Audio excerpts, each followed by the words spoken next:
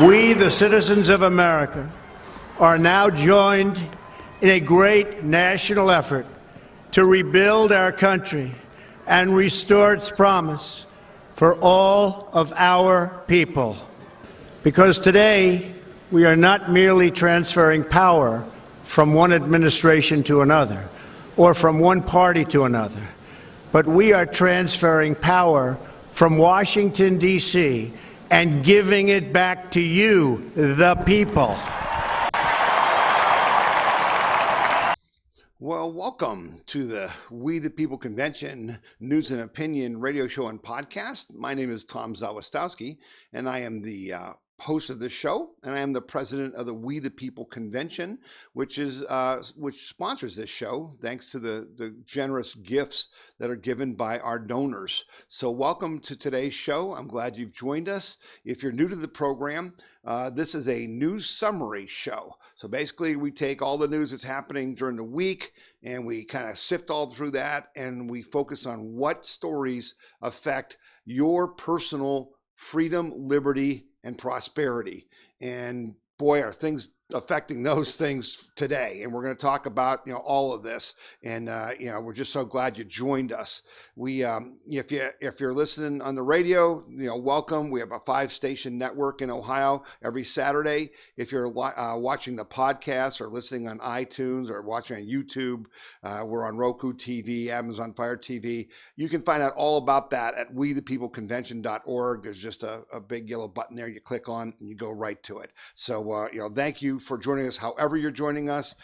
We usually post these podcasts on Friday afternoons around noon, and then you can get them anytime you want, 24/7, 365. So they're there. And then the radio show, as I said, airs on 5 stations across Ohio. So we're really happy to have you on if you're listening to us on the radio on any of those 5 stations. So let's get right to the news because there's a lot going on. So basically, the most important thing that's happened is President Trump unveiled his phased-in approach to reopening the economy.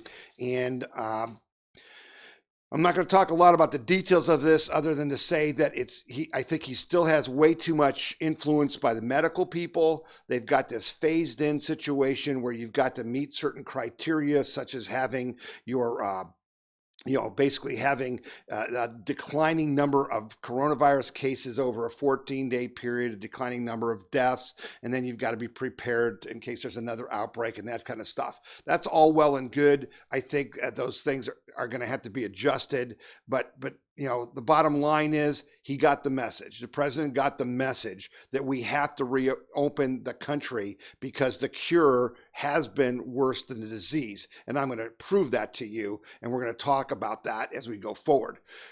But the theme of this show, and if you're watching on a podcast, you'll see that I'm wearing a button, or a little badge on my shirt that you can see that says, I am not afraid. I am not afraid. The problem we're having is that the politicians, both President Trump, Governor DeWine, all the rest of these people, and the media have overhyped this coronavirus to the point of hysteria where they have literally scared the daylights out of you. And my goal in this show is to help you understand that that's not true, that it's not as dangerous as they're making it seem, and that you're going to be just fine, and we are going to be able to return to something what I would call and you would call normal, okay? So that's the goal of the show. So the first thing I want to do is I want to take on President Trump on something that he does all the time now, and I understand why he does it, because it's political, and he's trying to take credit for something to help him defend himself against these attacks. I get it. I'm not blaming President Trump, but you and I live in the real world. We've got to deal with facts, and we've got to understand what's really going on. So President Trump keeps saying that if we didn't do all these things, including shut down our economy and shut down your business and take your job away, that 2.2 million people would have died.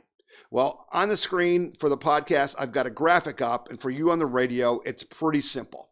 The bottom line is I'm going to compare Sweden to the United States and then use those statistics to tell you how many deaths we would have had if we had not done everything we had done. And I've done this before. Those of you who listen to the show, you've gone to the We the People Convention website. I did a great post on the website that talks about how many lives have we saved, what did it cost, and who paid that. You should go to wethepeopleconvention.org and read that because it's really powerful. So I've used Sweden before because it's a good comparison. So here's the details. Sweden did social distancing. They reduced group to get-togethers to 50, but they did not close their pre-K-12 schools. They did close their colleges, but they didn't shut down their businesses. They did not even shut down, people driving over their borders. So that's the difference between us and them. They have 10.1 million people. By doing what they did, they now have 1,333 deaths. That's a death rate of 0.00013. You don't have to remember that. Just know that they have 133 dead. The United States has 330 million people. If we did what Sweden did, not what we did, and you take that same 0.00013 number and multiply it by our population of 330,000, we would have 42,900 dead, not the 34,309 dead. Okay, so we saved some lives, right? Of course you did. You locked down the whole bloody country. You shut everything down. But we only saved about 8,000 lives. And that's not 2.2 million, Mr. President. You need to understand, whenever anyone tells you that if we would have not done what we've done, 2 million people would have died, that is flat out wrong. And I just did the math for you, okay? This was a mistake. And it will be proven to be a mistake historically. We should have never shut down our economy, ever. It was a huge multi-trillion-dollar mistake, and we are not getting out of it even yet. We are still faced with a lot of danger. So I wanted to get that point out to you. So what they're doing with this plan is the president is basically giving the states these guidelines. And Governor Mike DeWine from Ohio went on the air today, because he had been on a conference call with the president, and he kind of set the stage and says, I'm looking, to start reopening on May 1st, okay? And the data shows that we should be. But the problem is he's not serious about that. He's going to slow walk it. They're going to be putting all kinds of obstacles in front of businesses to stop them from getting out of the gate quickly, because he still believes that this is super dangerous, right? Super dangerous. And like the president keeps talking about how this is so terrible. Ladies and gentlemen, this disease is not. And I'm going to prove that to you. The problem is when you have people like Mike DeWine and his dippy health director who have lied to us, and I get that probably gives them too much credit, because they've literally just been so incompetent and given so much bad information. The question is, how do you believe them? Okay, so let's start with that whole situation. So this Monday, Governor DeWine held a press conference where he said 50 people had died in Ohio from the coronavirus in the last 24 hours. That's what he said. And the fact of the matter was that 10 had died. It was originally 5, and then they don't get all the information in a timely manner. But it's like 10. Think about that. 11.6 million people in Ohio stayed in their homes, did not go to Easter dinner, did not see their family, did not hug their grandchildren because 10 people died. That's insane. And then it's even more insane because Mike DeWine thinks 50 people died. Memo to Mike DeWine. Look at your own data. Folks, we only have like 380 people have died in the whole time. There hasn't been a single day when 50 people died. Not one day. And they shut us down. It's unbelievable. And then I put out this video from One America News this week that really exposed the lie. The fact that what we did in Ohio wasn't necessary. This clip has gone viral. I think as of the time I'm shooting this show, 42,000 people have watched this video. Listen to this. In Ohio, Governor Mike DeWine claims extreme social distancing reduced the projected peak of daily COVID-19 cases from 62,000 per day to 1.6 thousand per day. But the Ohio unmitigated model projects, without mitigation, that peak of 62,000 cases will occur, or rather would have occurred, on March 22nd. But Ohio did not issue their statewide lockdown order until March 23rd. So how can the government lockdowns explain this? But did the mainstream media ask that question? Nope. They did not say a word about the serious data discrepancy. Okay, so the bottom line is that we already locked the door when we locked the door after the cows were already out of the barn. And that's the truth. And no one wants to talk about the truth. And the problem is that Governor DeWine and Dr. Acton are just scaring the heck out of people. They're just using words that are dangerous, okay? And I mean that. So let me give you an example. At a press conference on Wednesday, April 15th, Governor DeWine said, "We still have a monster out there that is lurking and that can kill us." Think about that. He just said, we still have a monster out there that is lurking and that can kill us. Ladies and gentlemen, this is no monster. This is not even a serious illness, ladies and gentlemen. More people die from just about anything. I think probably as many people, die from, swimming pools and falling off of ladders and things like that are dying from this. And yet he says that it's lurking out there and it's going to kill us. Do you understand how that creates the fear in people? It's horrible. It's dangerous misuse of language. Because, ladies and gentlemen, while we want President Trump to open the country, and while we certainly want Governor Mike DeWine to open up Ohio, I got news for you. If you scare people to death, they're not going to go to restaurants. They're not going to go out. They're not going to get together. Do you see what I'm saying? These words are making it impossible for us to get back to some quarter of a normal. Same thing with wearing masks, right? We don't wear masks. If you're wearing masks, it looks like you're all sick. But guess what? We're not all sick. And guess what? Even if we were, it isn't dangerous to us. It's dangerous to a very, very small minority. And this isn't just Governor DeWine doing this. Listen to Dr. Birx at the press conference just the other day. Listen to what she says. Listen to her words. I will just remind the American people again, this is a highly contagious virus. Social gatherings, coming together, is there always a chance that an asymptomatic person can spread the virus unknowingly. No one is intending to spread the virus. We know if you are sick, you will stay home. But to all of you that are out there that would like to join together and just have that dinner party for 20, don't do it yet. Continue to follow the presidential guidelines. We really appreciate the work of the American people.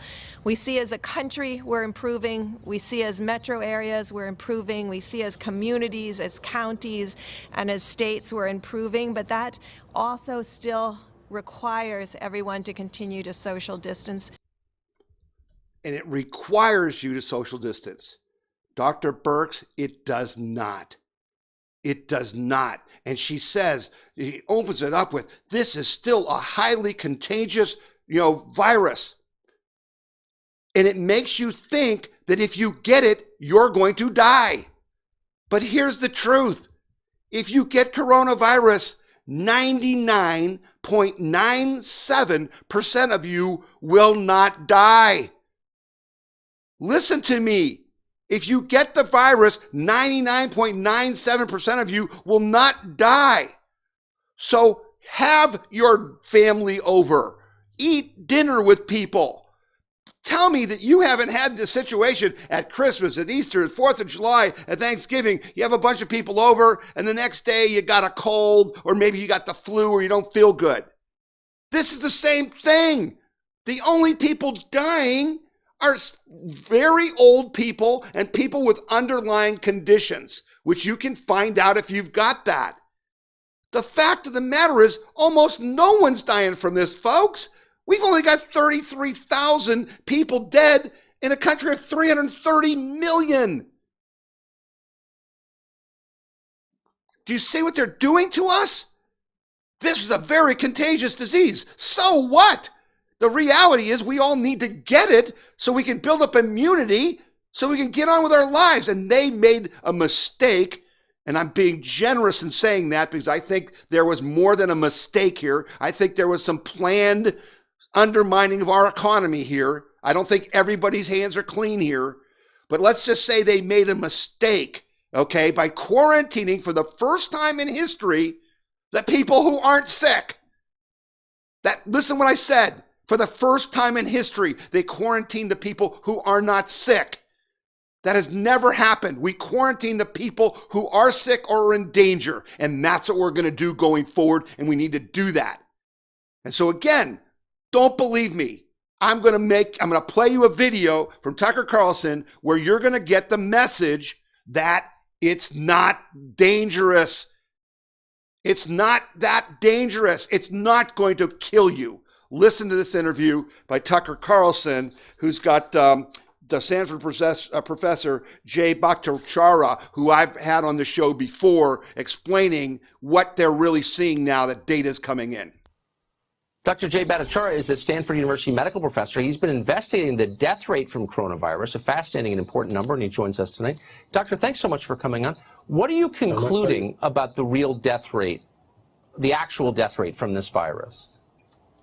I think based on the evidence I've seen so far, it's likely orders of magnitude lower than the initial estimates.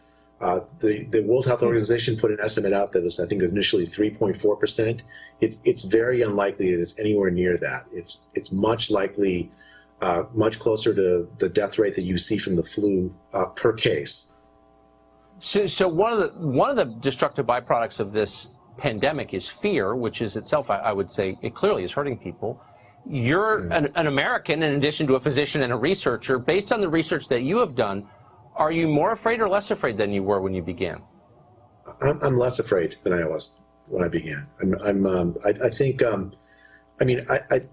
I've heard so many stories of people who can't hug their grandkids, who are scared to hug because they don't want to get the virus from their kids because they're older. I've heard lots of stories of husbands and wives that won't hug each other because the wife is a nurse and the frontline worker. I think this understanding really the true death rate. If the death rate's somewhere near 1 in 1,000, would you not hug your wife? I mean, if it's 3 in 100, you act very differently than if it's 1 in 1,000. So I'm hoping once we get accurate numbers in place, we'll be able to really sort of quell the fear that's out there. Boy, that is one of the most reassuring things I've heard in a long time. Doctor, thank you truly for coming on tonight. I appreciate it. So there you have it. Are you satisfied?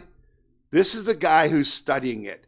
This is a guy who's an expert. He's got data. They actually, the group that is, they just tested all the staff for every Major League Baseball team to try to get a sample that would be geographically distributed to kind of see what the base is. How many people have actually had this, right? He's telling you he's more confident. He feels good about this, that it's no worse than the flu.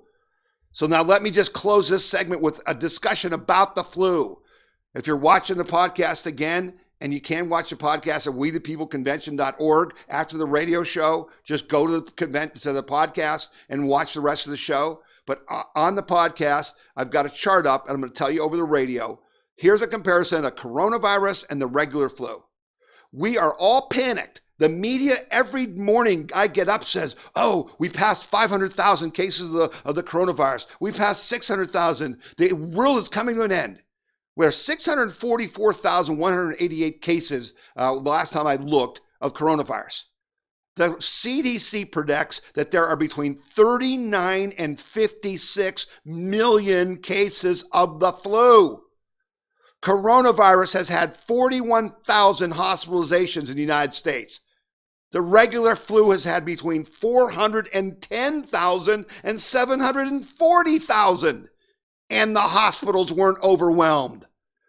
The coronavirus has had 33,633 deaths so far.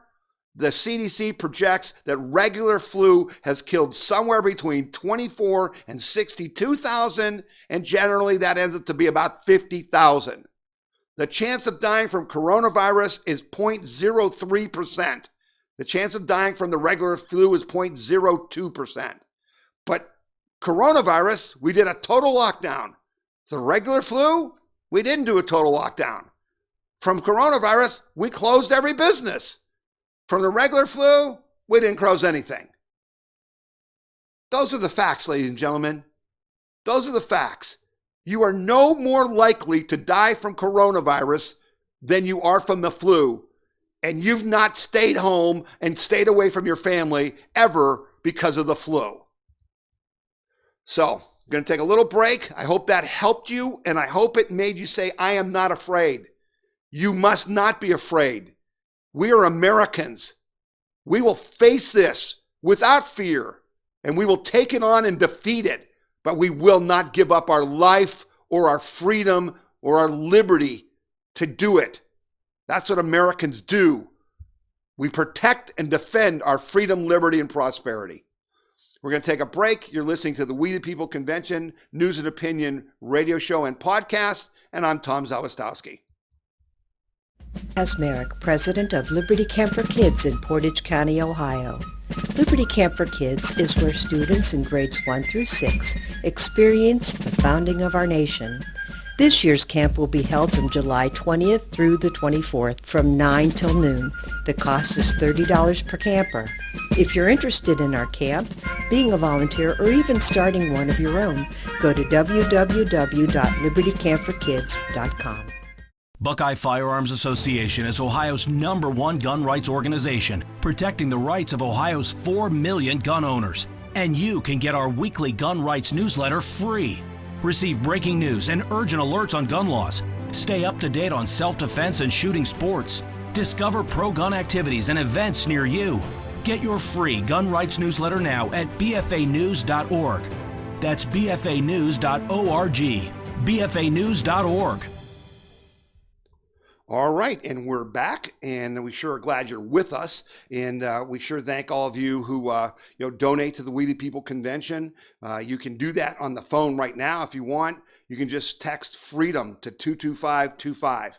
Text FREEDOM to 22525, and you can give $5 a month to help us pay for this show, pay for the emails we send out, help us with our travel, and the things that we do to help other groups do things to help protect our liberty. And so if you want to do that, just text FREEDOM to 22525. All right, so we're going to get going again with our show. And if you go to the website or you get our emails and you don't get the emails, please go to wethepeopleconvention.org.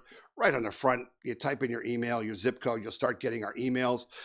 You will see these stories. I sent out a story that was a video of Judge Napolitano, who was talking about the fact that these governors have intruded on our individual liberties. And he basically made the point that they don't have the authority to do that. That it's not constitutional. Their decisions are not backed by law. In other words, they cannot tell you you can't go to church. You have the right to worship, regardless of disease, regardless of any of that stuff. They can't tell you you can't leave your house. They can't tell you you can't travel. They can't shut down your business. They can't take away your Second Amendment rights. They can't take away your First Amendment rights. Okay, and if you watched Tucker Carlson earlier this week, you might have seen an interview with the governor of New Jersey, where Tucker Carlson really nailed him because he had basically closed all their parks and stopped churches from meeting like in the parks where they were trying to distance and stuff. And Tucker Carlson asked him, what gives you the right to do that? Did you ever consider the Constitution? And the judge said, or the governor said, he hadn't. He hadn't. And yet he swears an oath as a governor to protect and defend the Constitution. It's outrageous. And so that's why we, the people, are pushing back. And we're going to talk in this segment about, protests and stuff that are going on that you can be part of and you need to be part of. But I first want to play this clip of Senator Kennedy from Louisiana, who's just really a plain spoken guy who does, I just love the guy, the way he makes sense. And Tucker Carlson, after this New Jersey governor interview, asked him about what we have to do. And I just want you to listen to this because I think the guy's just great the way he explains it. I mean, here's the way I see it. The American people are not morons. They understand what I'm about to say. And at some point, we're going to have to trust them. Number one, very, very soon, the can's going to run out of road. We got to open this economy. If we don't, it's going to collapse. And if the U.S. economy collapses, the world economy collapses. And trying to burn down the village to save it is foolish. That's a cold, hard truth. Number two, yes, we shut down, but the shutdown did not stop the spread of the virus. I wish it had, but it's too late for that. The shutdown slowed the spread of the virus at enormous cost, but it still spread. Number three, when we end the shutdown, the virus is going to spread faster. That's just a fact, and the American people understand that. So when we open up, and we're going to have to, and somebody's got to make the call, we've got to be smart about how we do it. So there you go, right? Finally, someone who respects your and my intelligence. There was more common sense in that minute of interview than in the last 50 hours of these press conferences put on by these governors and by the president. We know what's going on. We know the deal. And so let's get on with it. Let's make the decision. Let's start doing it. And if you're not willing to do it, then we're going to push you to make sure that you start doing it. And so I sent out an email at the end of the week here that said that the anti-lockdown protests are breaking out across the Midwest because people are just getting tired of being locked up, and the data isn't giving them reason to be locked up. It's just I've got a picture on the podcast that says liberty once lost is lost forever. This is the question that we're facing. It's not just about the economy. It's just not about deaths from coronavirus. It's not just about deaths from suicide and alcohol abuse and opioid abuse, which I guarantee you is way more because of the lockdowns than the coronavirus. It's about liberty. It's about the way our country works.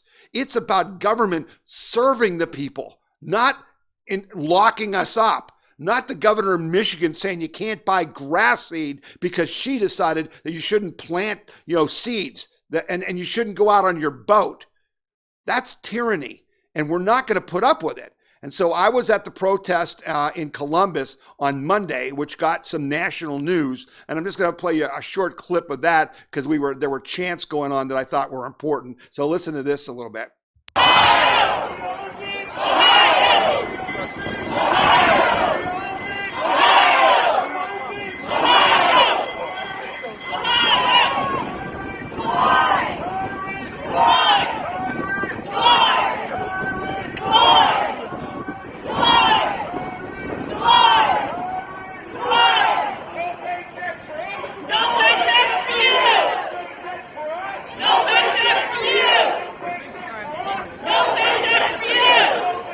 So there you heard some of the chants. They were saying, tyrant, DeWine, tyrant, DeWine. But the one thing they said was, no paychecks for us, no paychecks for you. And that was really to the point. Because as I said in the article that I wrote about how many lives have we saved, what does it cost, and who pays it, what has happened here is that the ruling class has conducted class warfare. Because the only people paying for this coronavirus, paying the price to save lives, are working Americans and small business owners. The people who work for government, the people who are retired and have a pension or on Social Security, they're not having a pay cut. They're not paying for any of this. But there's 2 million people in Ohio who've lost their jobs. And there's 200,000 businesses in Ohio, at least, that have been shut down. And these losses have been just tremendous and devastating. And so we're fighting back about that. So I sent out for the We the People convention, we sent out a press release today basically demanding that Governor DeWine, Dr. Acton, Lieutenant Governor John Husted, and every member of the Ohio House and Senate, that they should not take any more pay until the workers are back to work in Ohio.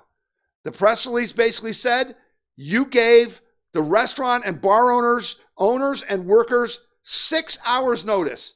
Governor DeWine on March 12th said, March 12th said, it's 3 o'clock in the afternoon, at 6 o'clock or 9 o'clock, you're closed. 6 hours notice. So we said, we're giving you the same notice. Starting tomorrow, don't you take any pay, because you keep saying, we know how hard this is on you, except you don't, because you're getting paid and we're not. So no paycheck for us, no paycheck for you. I'm asking anyone who's in Ohio to call their legislators and say, no paycheck for you until all the Ohioans you put out of work are back to work based on the job numbers from March 1st of 2020. See how they like it. No paycheck for you means that maybe they'll be a heck of a lot more interested in helping to get your business open and get your job back if they had skin in the game. So that's what these protests are talking about, and that's why they're important to do. And so there were big protests in Michigan. There was a huge protest in the middle of the week, like 15,000 cars and stuff locked down the whole state capitol, all right? And we've been having protests here in Ohio just pretty much every day. And if you're getting this podcast, it comes out on Friday, and so that's the 17th. And there's protests on Friday, but there's also going to be protests on Saturday the 18th and on Monday, Monday the 20th. And so we're asking people to go to these protests. I think there's going to be a ton of people there on Saturday the 18th. I've been hearing from people all over the place. And then I can let you in on a little secret. Keep April 25th open on your calendar, folks. Something big's going to happen, I think. There's a group called Open Ohio Now, and I think they might be organizing something pretty special in Columbus on Saturday, April 25th. So let's keep the pressure on. And for those of you in Pennsylvania, there's going to be a big rally in Harrisburg on Monday, April 20th as well. That'll be their first rally. So put the pressure on. We've got to keep these people honest, and we've got to make sure that they let us get back to work and get our economy going so we can save our country. We're willing to take the risk, whatever those risks may be. As Senator Kennedy said, we know the cases are going to get worse. We know there's going to be people who are going to die. But most of us, 99.97% of us, are not going to die. And we're going to work hard to rebuild our economy and restore our country so we can have, a good election in the fall. We can have football and baseball and our sporting events. Our kids can get back to school. We're going to do what it takes to get that done. I want to go over one more story here that ties in all of this, because why are we doing what we're doing? What is this all about? Well, it's about unemployment. And Thursday, the unemployment numbers came out, and 5.2 million more people applied for unemployment, wiping out all the jobs created since the Great Recession in just 4 weeks. That brings the 4-week total of unemployment to roughly 22 million people, a record for a period of that length. And folks, that's not even the whole story. That's people who've applied for unemployment, but there are way more people out of work who are 1099 employees, who are self-employed. It's way more than 20 million people. And that's why President Trump is acting. That's why governors are going to start to act. And that's why we've got to act to get our country opened back up again. Okay? So I'm going to wrap up the radio show, but the podcast is going to continue. We've got some really good stories we're going to cover there. So if you're listening to the radio, go to wethepeopleconvention.org, click on the yellow button right on the front page and go to our podcast page and watch the rest of the podcast. For the rest of you, we're going to take a short break and we'll be back, to continue the podcast. You're listening to the We the People Convention News and Opinion radio show and podcast. I'm Tom Zawistowski, and I sure thank you for joining us this week on the radio. The We the People Convention News and Opinion radio program is paid for by donors like you. You can donate to the We the People Convention and support our cause by going to wethepeopleconvention.org or by sending your check in any amount to We the People Convention, P.O. Box 6211, Akron, Ohio 44312. The Buckeye Institute was founded in 1989, and we're the longest serving free market think tank in the state of Ohio. My goal is removing barriers to prosperity that have been put in place by government. We want for Ohio to be the freest and most prosperous state in the country. The Buckeye Institute is a source of common sense ideas that will have an impact on the nation as well as the state of Ohio. All right, we're back, and welcome to everyone who joined us from the radio show and those who've been listening to the podcast. Thanks for staying with me. Got some important things to talk about. This next segment's going to be pretty rough, okay? I kind of packed all the bad news into one segment, but this is stuff we've got to talk about because this is about us. This is about protecting our freedom and liberty and prosperity. And these are things that we're going to have to deal with. Not surprising to anyone, when you shut down the economy, U.S. retail sales saw the biggest drop in history, okay? It's the biggest drop ever. They dropped 8.7% from February's revised totals, and basically the previous record was a 3.9% drop. And this does not reflect, I don't think, what's really going on, because it doesn't include what's already happening in April here, where as you drive around, these retail stores are closed. That's why we got to get them open again. It's just devastating. So I wanted to report that to you as another reason why we got to get back to work. This is another important story, and it's kind of a follow-up to some things I've been talking about, and it's pretty disturbing. The largest pork producer in the nation says that they're perilously close to a meat shortage as more processing plants close due to coronavirus. And this is about Smithfield Foods, and they had a packing plant up in South Dakota, or it was in South Dakota or North Dakota, that basically they ended up having about 300 cases of people with the coronavirus. So what did they do? They said, okay, we got to put all of them in quarantine for 14 days. Well, now they don't have enough people to run the plant. And so now you got farmers that have cattle, or in this case, pigs, that are ready for slaughter, and they can't take them to the plant because the plant closed down because of coronavirus. And so now I'm hearing stories about farmers are killing some of the animals because they can't afford to feed them if they can't sell them. And so again, this is why we have this sense of urgency. This is why you hear me talking with so much emotion in my voice, because this is very, very serious. We're right on the edge, and we're just maybe acting soon enough. If the governors don't, hamstring us too much, if we can get business going, we can, pull out of this dive when we're crashing into the ocean, okay? But this is a bad sign, and I want you to be aware of that. The next thing that came up, and this is, again, we've talked about this, and this is not something that's surprising at all, but mortgages. 2 million Americans missed their mortgage payments as the corona shutdown takes its toll. So April 1st, we talked about that. That was going to be the day that people, had to pay the rent or pay the mortgage, and they weren't going to be able to do that, right? And so, they got their checks. I hope you got your $1,200 check or whatever you would get based on your criteria. That's going to help maybe keep the balls in the air. But again, we got to open these businesses and get back to work. And so I had talked to all of you last week, and I want to reiterate this, that if you get your $1,200 check and you really don't need it, if you're on full pay, if your Social Security is what you live on and you don't need this, you need to try to help others out to keep them afloat until we can get the economy restarted again. And now I want to go to this very important issue because, as you know, I've been so pro-business, and I think I've made the case why you need to be pro-business. And I've talked to you about these loans that are out there, the PPP, the Payroll Protection Plan loans, and the SBA Disaster Assistance loans. I've got bad news.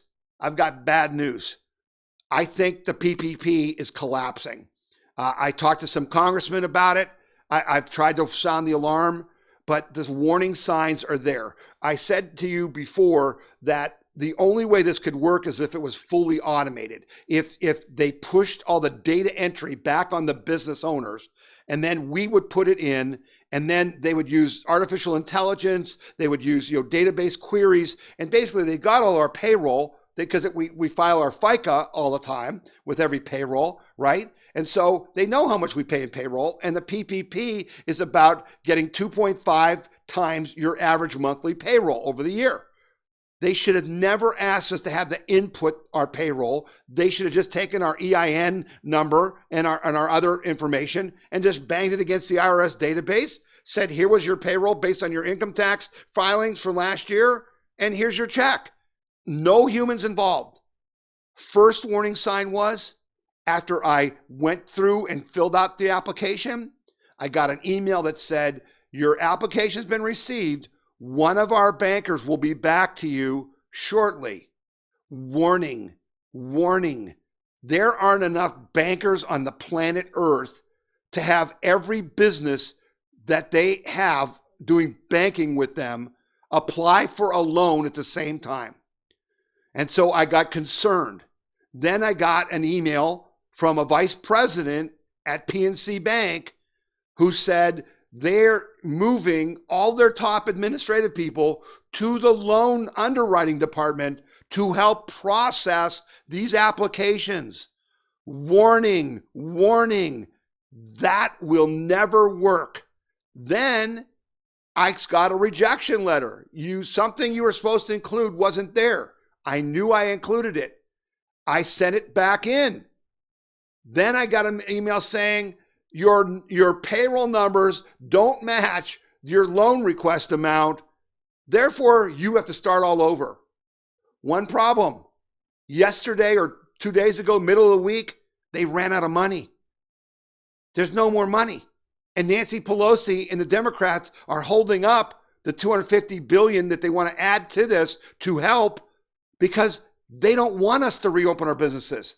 The Democrats' socialist goal is to borrow as many trillions of dollars that we don't have that they need to keep your workers at home getting paid more than they got working for you until you go out of business, and then they have no jobs to come back to, and then our economy is crashed for a decade and Donald Trump doesn't win the election.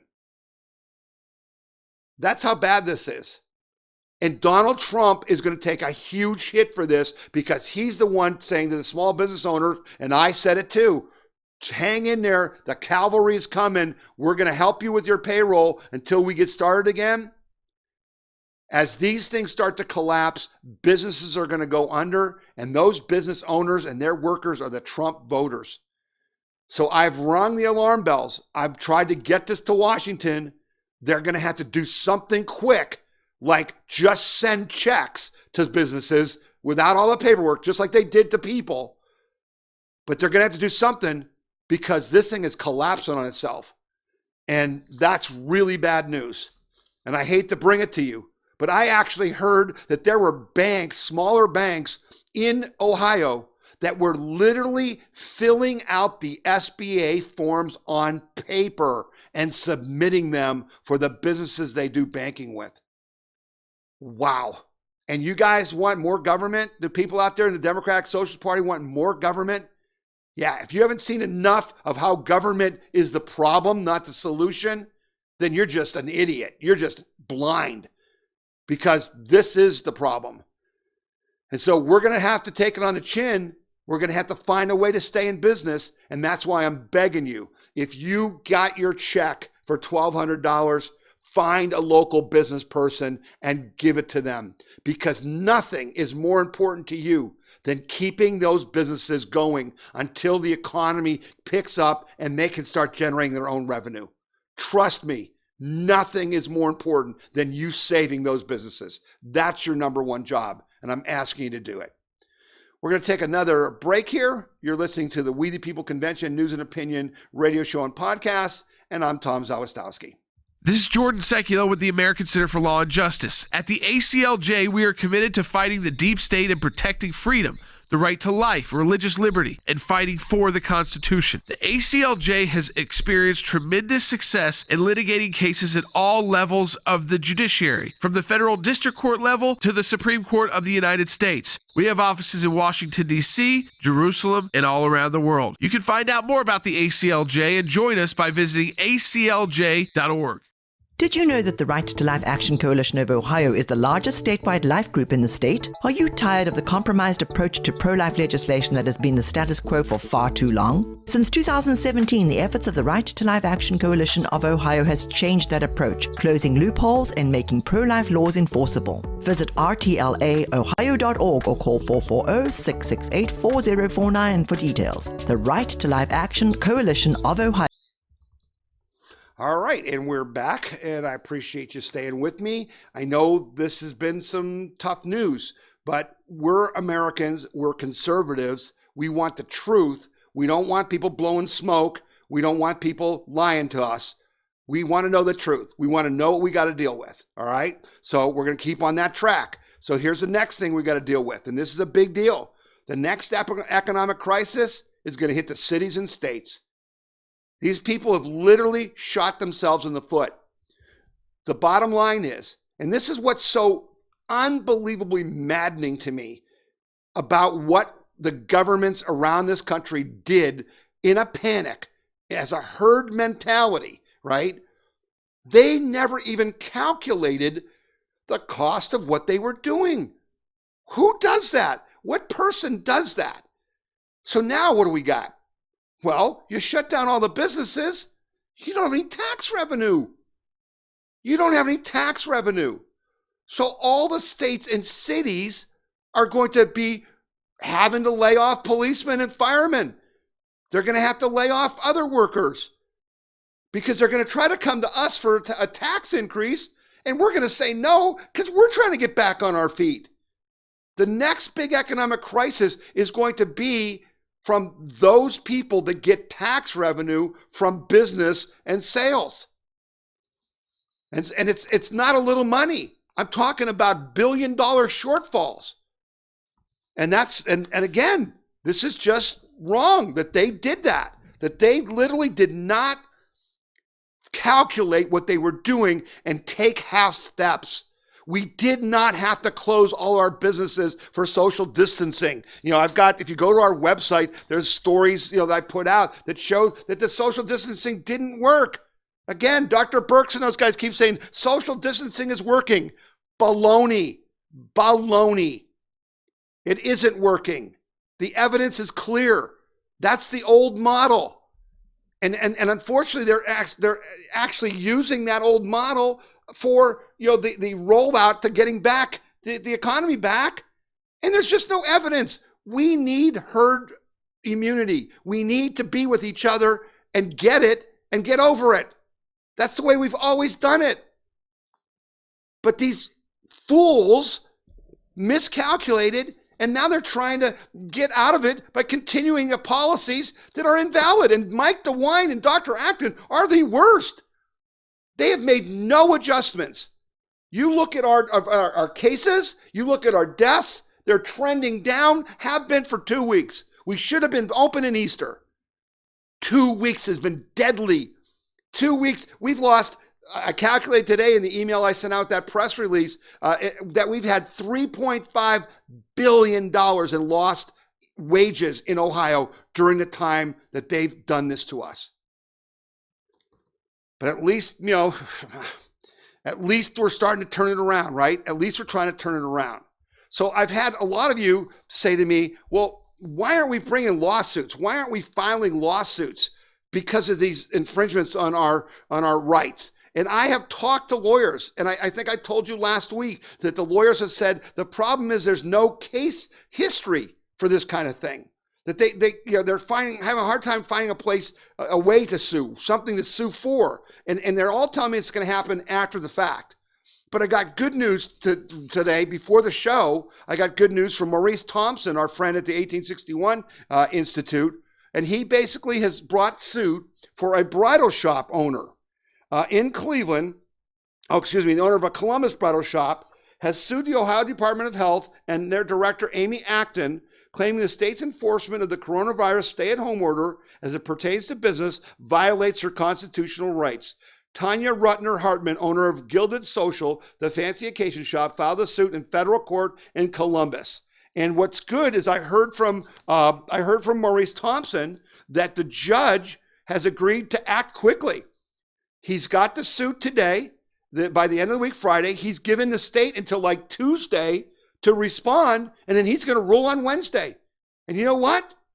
I think the state's going to lose because they had no right closing her bridal shop. They have no right, as Judge Napolitano said. If you haven't heard Judge Napolitano, go to WeThePeopleConvention.org and watch that short video. He explains it very clearly. He says not even a legislature can take away those constitutional rights of like free speech and Second Amendment and things like that, let alone a governor. They have no right. They have no ability to do that. So I did want you to know that somebody was suing, and there's going to be more lawsuits. Unfortunately, they're going to be after the fact instead of during the fact, so we could have brought this to an end sooner. I got two more stories I want to cover before the end of the show here. I talked about Sweden in my comparison to the number of deaths that we would have in the United States if we had done what they did. And it's really interesting because a lot of people in the world have gone after Sweden and said, that this is, that Sweden should have locked down, that Sweden was being dangerous and all that, right? All that stuff. But the death rate from coronavirus as of today, in terms of total population, in Sweden is it's just nothing out of the ordinary. Matter of fact, I took a look because President Trump last week in a press conference had said, someone asked him, do you have regrets because you did what you did and Sweden didn't? And President Trump said, Sweden took a different way, but they're in a lot of trouble. They're really in trouble. And, and we did good because of what we did. Again, I corrected you at the beginning of the show. I talked about misinformation. The president is absolutely wrong. If you take the number of deaths by the population of Sweden and of the United States, when he made that comment, the percentage of deaths in Sweden was 0.000089. So 4 zeros and an 89. If in United States, based on our deaths, it's 0.000056. So yes, more people died in Sweden, but they didn't crash their economy.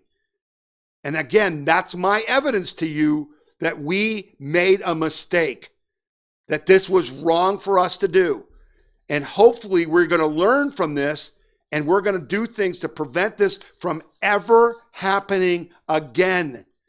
These people who tell you that we're going to close in several months and we have to stay closed until there's a vaccine, again, that's another lie. There is no vaccine that's going to make you safe, as Dr. Acton likes to say. The vaccine from the flu only was like 50% effective a couple years ago. This virus mutates. It's not going to go away from the vaccine. And we didn't benefit because of what we did. We almost committed suicide, and we still may die from this wound that we've inflicted on ourselves if we don't wake up. So I'm going to end with a positive, okay? Because, it's been a lot of, I thought it was positive, and I said you're not going to die from this. I think I proved that, all right? I gave you positive news that, this is not that dangerous. We talked about we're opening the country up, though it's going to be a little kludgy, but we're going to fix that too. So there is good news in this show, right? And I think this is good news. There's an article that I came across that said, no, it's actually cheaper, not actually cheaper to outsource production to China. And this article talks about the fact that China kept prices low until they cornered the market, and then they raised wages. And so it's actually not cheaper now to outsource production to China. We should be making all this stuff here in the United States. And I think we're going to, folks. Listen, the big change that's sort of positive from this thing is dependency on China for pharmaceuticals, dependency on China for military equipment, dependency on China for chemicals and things that we need to make other products. We are going to take action, and I think you're going to see a lot of new manufacturing start up once we can get the lunatic doctors out of our hair and not have to worry about being near each other. But this article says that whole thing used to be true, but it was really a bait and switch by China. They tricked us. They had us move our factories from the Midwest mostly to China, and it was cheaper, and now it's not. And now it's coming back. And China's the villain in this, and China's our enemy, and this is the best way for us to defeat them. And so I hope you're excited about that, because I think once we can, again, get the doctors under control and get our lives back and let the American people go back to work, we're going to be making those iPhones. We're going to be making those pharmaceuticals. We're going to be manufacturing again, and we're going to be, like President Trump says, we're going to make America great again, right? I never thought we'd have to go back to that. He was saying, keep America great. Well, we just had, this virus and the left and the media take that away. So now we got to make America great again. And I think we're well on our way. So I hope you've enjoyed the show this week. I always want you to tell other people about it. I can tell you that because of what we've been doing, we have more than doubled the viewers of our podcast. It's just exploding. So please keep telling people about it. Be sure to send me your questions or suggestions to info@wethepeopleconvention.org. I read them all. It's very important. I get a lot of the material for the show. I get a lot of the material that I use to get out to you through email and on our website from the people who are contributors to the We the People Convention, who are the people that are helping to fight for individual freedom and prosperity and liberty, okay? And so it's a team deal, and we're all in this together, and we're going to have some better news next week. I hope to see you at the protests. I'll be there on Saturday, the 18th. I'll probably be there on Saturday the 25th. I hope you will go down and express yourself and keep putting the pressure. I hope you will call your legislators and tell them no paycheck for you if there's no paycheck for us. And call DeWine and call John Husted and call Dr. Acton and tell her that no paycheck for you. You think you know how hard it is for us? It's time for you to find out. Thanks again for listening to the show, the radio show, and the podcast. I'm Tom Zawistowski, and we'll be back again next week.